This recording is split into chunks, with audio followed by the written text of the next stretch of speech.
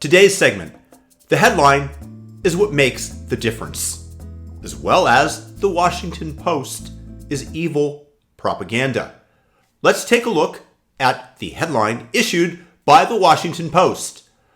Police fired 96 shots in 41 seconds, killing black man, capitalized black, during traffic stop. What do you think that the average Washington Post reader is going to take away from this? Oh my goodness, another unarmed black man killed by the police. The police brutality in this nation against brown and black people is horrendous. And they shoot them indiscriminately. And if you look through the article, throughout the first 8 paragraphs, approximately, they try to frame it as this was another young black victim, capitalized black, of police brutality. And throughout the column, they try to tell you that it's the brown and black people that are being killed by the police. What happened in reality? Well, my friends, they stopped him, traffic stop. He rolled up his window despite the police telling him not to. They backed away from the car and he shot at them. And he struck a policeman. This is somewhere in about the 8th paragraph. You have to dig down a little bit, and they still frame it as questionable. But the whole article is a narrative as to brown and black people being gunned down. Why? Because this is the way that the Democrats win. They want to divide us. They want to present to you propaganda that you will imbibe as a Democrat voter and just take in the headline. That's one of the keys here, without doing the reading. And you do this over and over again with people in various forms of media. You propagandize them to this narrative, and eventually it gets stuck in their craw, and they just regurgitate it whenever you bring up the police. The police are brutal.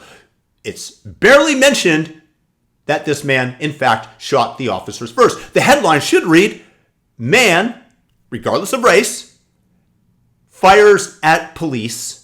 Police fire back and kill him." I don't want people to die, but if somebody's going to die, it should be the people, those who attacked first. This man deserved what he got based on his actions, skin color irrespective, which of course the Washington Post does not want to account for. That's why it's buried in the article. That's why throughout the article they're quoting Mayor Brandon Johnson about what another tragedy that befell another black man, and he's got 2 black children, so he knows. It's disgusting, it's irresponsible, and it's flat out evil. And this is the paid wing of the Democrat National Committee, meant to divide America, to sow division. And the reason that the headline makes such a big difference, why the small soundbite that they deliver to people is what really works, is exemplified by the fact that I was watching a YouTube video of a debate between the famed Harvard lawyer, Alan Dershowitz, who I happen to like quite a bit, even if I don't agree with every single take that he has, as well as Norman Finkelstein about what's going on in Gaza, Israel.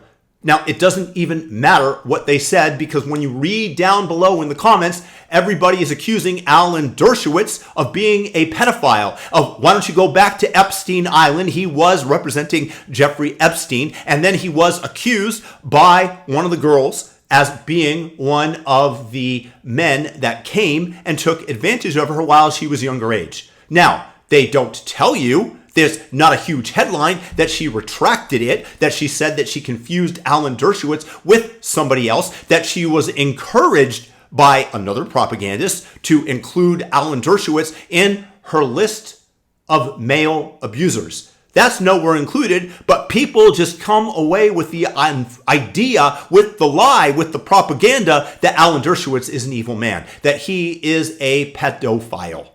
Which isn't true, but that is littered throughout the YouTube comments as an ad hominem attack on Alan based on falsities. So when people see the Washington Post headline, "Police fire 96 shots in 41 seconds, killing capital black man during traffic stop," that's what people are going to take away. When you read the column, unless you read a very small subsection of it, you're not going to realize that it was the black guy that shot at the police, striking one of them, and got his just desserts.